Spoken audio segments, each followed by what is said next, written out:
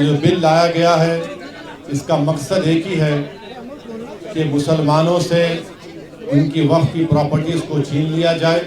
हमारे बुजुर्गों ने अल्लाह के नाम पर इसको वक्फ किया है, चैरिटी के लिए, विडोज़ के लिए, कुरान की तालीम के लिए, कब्रस्तानों को दिया। तो ये सब चीज़ें मोदी सरकार इसको ख़त्म करने के लिए इस तरह के बिल को लाया। बीजेपी झूठ बोल रही है कि ट्राइब्यूनल के डिसीजन के बाद कोर्ट्स को नहीं जा सकते। आप रिवीजन पिटीशन डालते हाई कोर्ट में और फिर सुप्रीम कोर्ट जा सकते हैं। इस कानून में आप वक्फ ब यूज़र ख़त्म करना चाह रहे हैं। मोदी सरकार कलेक्टर को इतना पावर दे रही है कि कलेक्टर अगर इंक्वायरी जब करेगा किसी प्रॉपर्टी, कोई भी प्रॉपर्टी के बारे में वक्फ की, तो जब तक वो प्रॉपर्टी इंक्वायरी मुकम्मल नहीं करता वो प्रॉपर्टी वक्फ की नहीं रहेगी। और प्रिंसिपल्स ऑफ नेचुरल जस्टिस के पुकार कर कह रहा है कि कोई भी कलेक्टर या कोई भी आदमी अपने ही मैटर में जज नहीं हो सकता है। ये कौन है आप कलेक्टर को इतना पावर देने वाले? पहले 95 के एक्ट में था कि अगर कोई वक्फ की प्रॉपर्टी चोरी करता तो 2 साल की कैद बामुशक्कत, रिगरस इम्प्रिजनमेंट। मोदी जी उसको सिंपल इम्प्रिजनमेंट कर रहे हैं।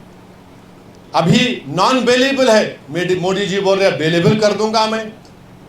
मुतवल्ली अगर कलेक्टर की बात नहीं सुनेगा सेक्शन 61 में, तो कलेक्टर मुतवल्ली को अगर बोलेगा कि मस्जिद को तुम बोल दो गवर्नमेंट प्रॉपर्टी है, नहीं करेगा तो कलेक्टर को 6 महीने की सजा। आप बताइए क्या क्या करना चाह रहे हैं मुसलमानों से आप? ये कानून वक्फ को बचाने के लिए नहीं लाया गया है, ये कानून वक्फ को खत्म करने के लिए नरेंद्र मोदी लाए हैं। कोई किसी कानून में कोई कहता है हिंदू धर्म में या सिख धर्म में या जैन धर्म में कि उसको 5 साल हिंदू, सिख और जैन होना पड़ेगा तभी वो दान दे सकता है। ये बिल में कह रहे हैं कि उसको 5 साल मुसलमान रहना पड़ेगा, उसके बाद वो वक्फ कर सकता है। अरे भाई तू होता कौन है मेरे को डिसाइड करने वाला? 5 साल? अब क्या 5 साल के बाद मोदी जी गले में हाथ डाल के बोलेंगे आओ सेल्फी ले लो, तुम 5 साल तुम्हारे मुकम्मल हो गए, तुम मुसलमान हो गए?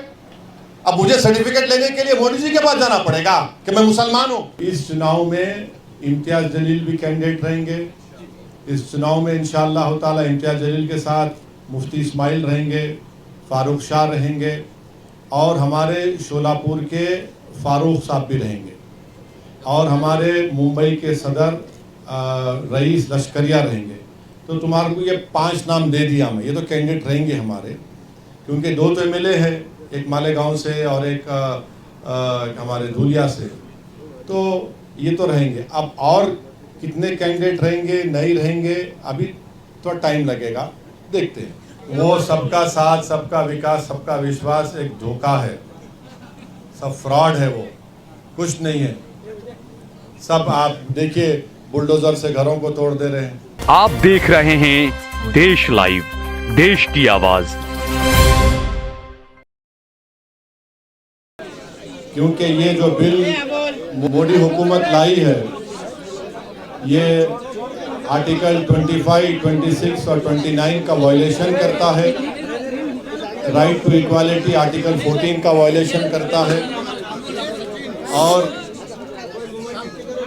ये जो बिल लाया गया है इसका मकसद एक ही है कि मुसलमानों से उनकी वक्फ की प्रॉपर्टीज़ को छीन लिया जाए।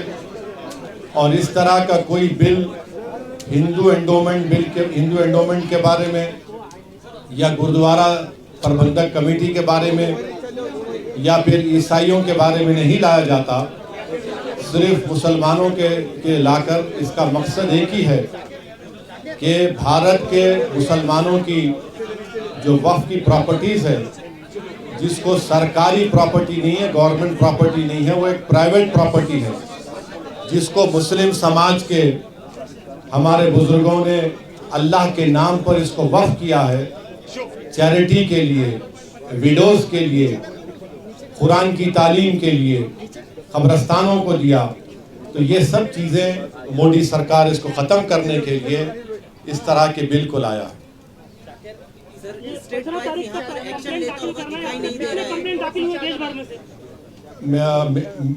मीडिया रिपोर्ट्स ही आ रही है कि एक मीडिया रिपोर्ट है कि 4 लाख, कोई कह रहा है 8 लाख। तो 15 सितंबर तक टाइम है। मैं उन तमाम भारत के नागरिकों से अपील कर रहा हूं कि जो भारत की खूबसूरती है उसका भाईचारा है और हमारे देश में हर एक को अपने मज़हब पर चलने की इजाज़त है। ये बिल इन तमाम चीज़ों को ख़त्म करना चाहता है। तो जो all India Muslim personal law board ने भी जो QR कोड के ज़रिए आपसे अपील की है कि आप इंग्लिश और हिंदी में इस बिल के ख़िलाफ़ ये जो वफ़ का NRC साबित होगा, आप अपना रिटर्न रिप्रेजेंटेशन भिजाए कमेटी को, सरकार को भिजाए कमेटी को। और महाराष्ट्र में ये कई जगह पर रिप्रेजेंटेशन दिए जा रहे हैं पर्सनल लॉ बोर्ड की लीडरशिप में।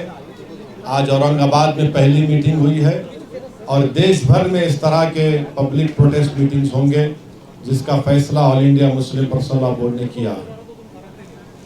इस कानून में ये बात आपको समझना है कि लिमिटेशन का जो कानून है आप वक्फ प्रॉपर्टी से निकाल दे रहे हैं। हिंदू एंडोमेंट में लिमिटेशन अप्लाई नहीं होता, वक्फ में क्यों अप्लाई हो रहा है? हिंदू एंडोमेंट बोर्ड में और NGT हो या रेलवेज क्लेमेंट ट्रिब्यूनल, ऐसे 14 ट्रिब्यूनल्स है जहां पर उनके फैसले को फाइनल माना जाता है। और बीजेपी झूठ बोल रही है कि ट्राइब्यूनल के डिसीजन के बाद कोर्ट्स को नहीं जा सकते। आप रिवीजन पिटीशन डालते हाई कोर्ट में और फिर सुप्रीम कोर्ट जा सकते हैं। इस कानून में आप वक्फ बाय यूजर खत्म करना चाह रहे हैं, मगर सेक्शन 123 ऑफ प्रॉपर्टी एक्ट में आप transfer of property already allows कर रहे हैं। वक्फ बाय यूजर क्यों निकालना चाह रहे हैं? क्योंकि मोदी ये बोल रहे हैं कि 200 साल पुराने कागज लेकर आओ, और कागज नहीं निकलेगा तो वो उस प्रॉपर्टीज को कब्जा करना चाहते हैं। हिंदू समाज में by custom and by usage एक टेम्पल और टेम्पल की प्रॉपर्टी बन सकती है, तो मुसलमानों में वक्फ बाय यूजर क्यों नहीं बन सकता वक्फ?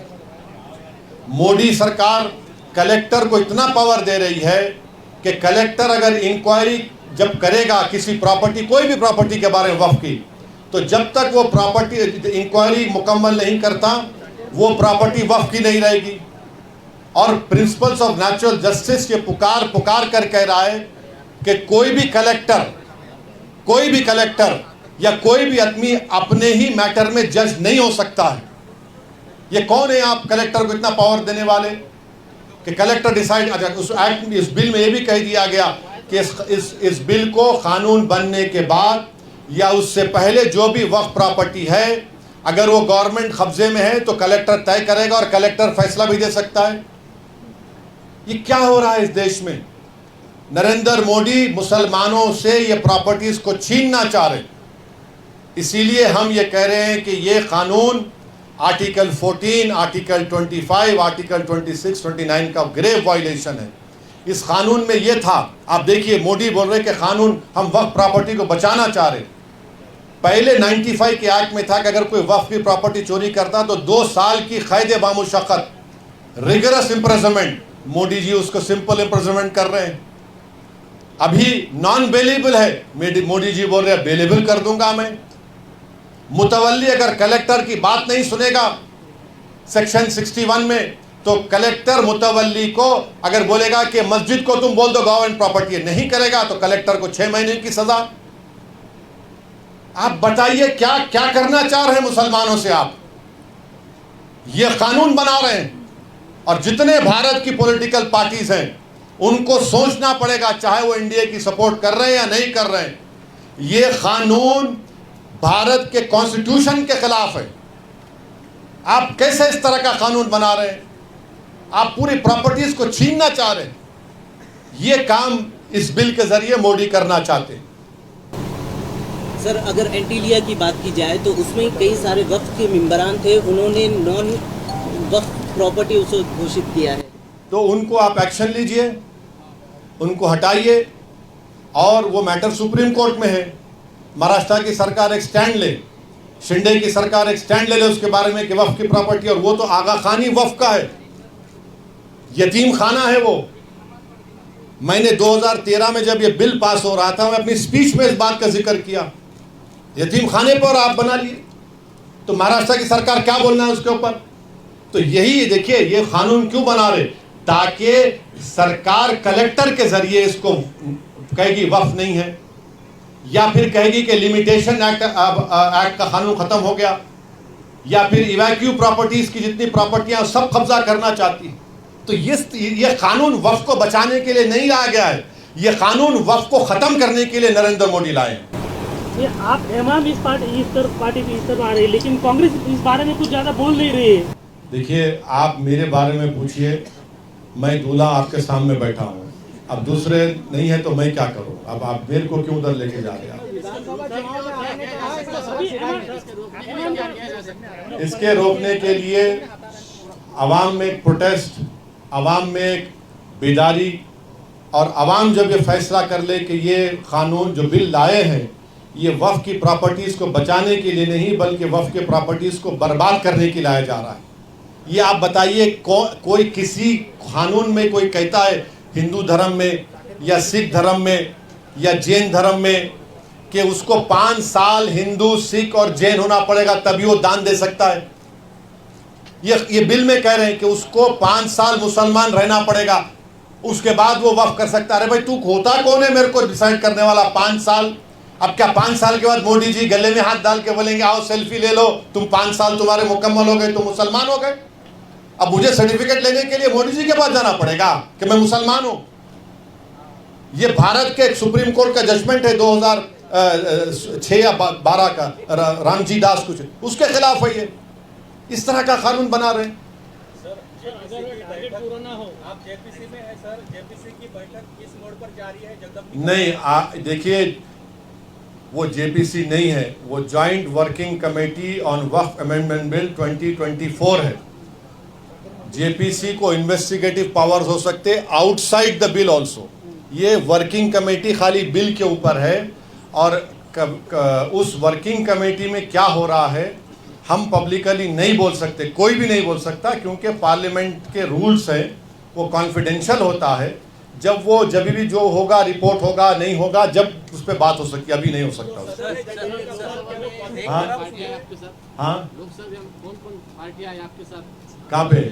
अरे भाई, अभी देखिए अंदर कमेटी में क्या हो रहा वो नहीं बोल सकते हम। सर, एक तरफ वक्फ का मसला है, दूसरी तरफ रामगिरी महाराज का स्टेटमेंट आपने सुना होगा, नीलेश राणे का मस्जिद में जाके। ऐसा है ना कि सत्ता के नशे में ये सब बकवास की जा रही है और गुरूर और अहंकार के मजारे किए जा रहे हैं। एक बात याद रखिए, आसमान की तरफ देखकर कोई थूकेगा ना तो थूक तुम्हारे नापाक चेहरे पे गिरेगा, आसमान पर नहीं जाता है। सर, ये क्यूआर कोड अगर 15 तारीख तक उतनी तादाद में ना आए तो डेट बढ़ सकती है क्या? नहीं मालूम, वो वर्किंग कमेटी के चेयरमैन साहब ही फैसला करेंगे। और सर, इसका कोई सब्स्टिट्यूट हो सकता है क्या सब्स्टिट्यूट? ऑब्जेक्शन डालने का, अगर 15 तारीख निकल जाए तो। अरे भाई, आपको ईमेल करिए, आप पोस्ट करिए, आप ईमेल भी कर सकते हैं, पोस्ट भी कर सकते, करिए ना। ये एमआईएम ने जो ऑफर किया था महाविकास आघाड़ी के साथ अलायंस करने के लिए, हाँ,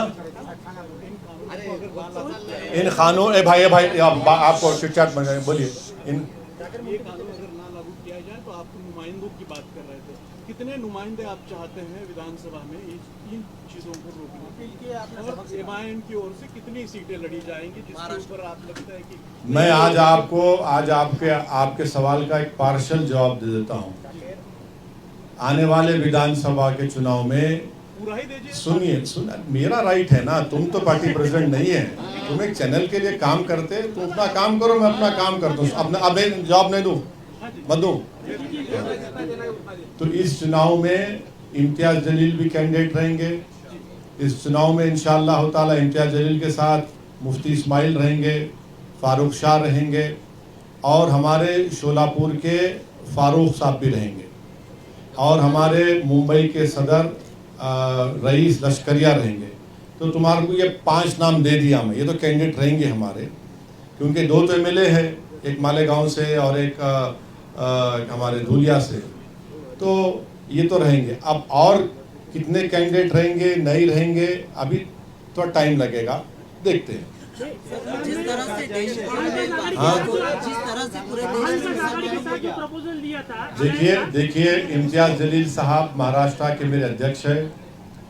उन्होंने ये ऑफर दिया है, उन्होंने कहा है कि हमसे बातचीत करो, और मेरे ख्याल से कोई बातचीत एक जगह पे अनऑफिशियली भी हुई।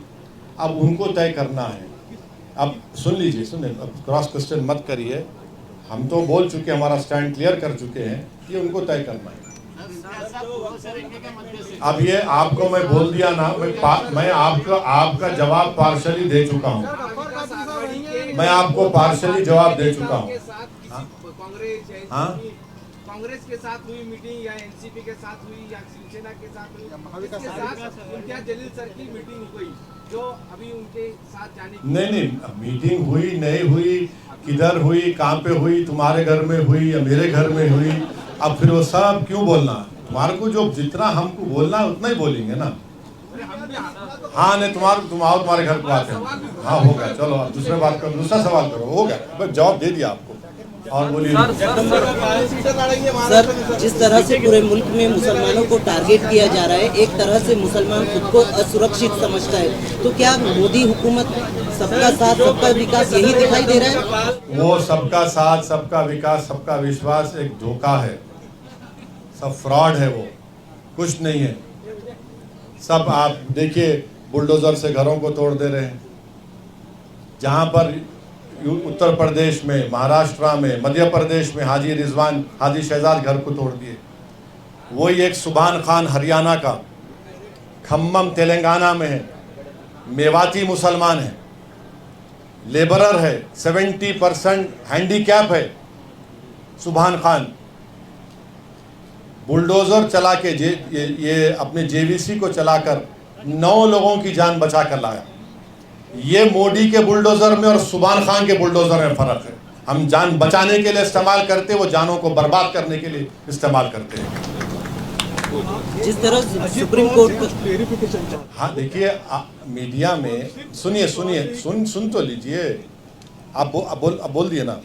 मीडिया में ये रिपोर्ट हुआ था कि जनाब अजीत पवार ने कहा कि हम महाराष्ट्र के विकास के लिए सपोर्ट किए, सेकुलरिज्म पे हम कॉम्प्रोमाइज नहीं किए। हम उनको सवाल कर रहे हैं, अगर आप नहीं किए तो फिर इस बिल की मुखालिफत करिए ना आप। हम जनाब अजीत पवार से बोलना चाह रहे हैं, आप इसकी मुखालिफत करो, इसका अपोज करो। और हम इन एकनाथ शिंदे को बोलना चाह रहे, छत्रपति शिवाजी महाराज को आप इतना बोलते हैं, इतना मानते हैं, तो रत्नागिरी की वो मस्जिद, जो दरगाह जहां पर 652 एकड़ जमीन छत्रपति शिवाजी महाराज ने दी, 250 साल का रिकॉर्ड है, वक्फ छत्रपति शिवाजी ने किया, तुमको उसका भी ख्याल नहीं है।